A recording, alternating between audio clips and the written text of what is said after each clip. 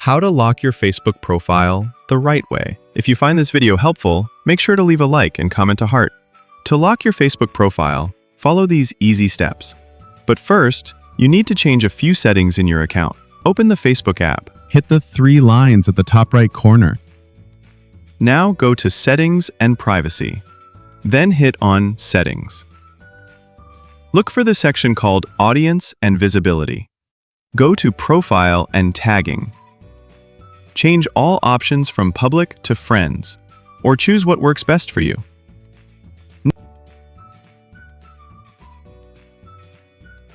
Next, go back and hit Followers and Public Content. Adjust the settings based on what you prefer. Finally, go back again and hit on Profile Locking. Press Lock Your Profile and OK it. Lock Profile is a Facebook feature that protects your personal information from people who are not your friends. When you lock your profile, only your friends can see your full-size profile photo, posts, and story. That's it. Your profile is now locked. Don't forget to subscribe to our channel.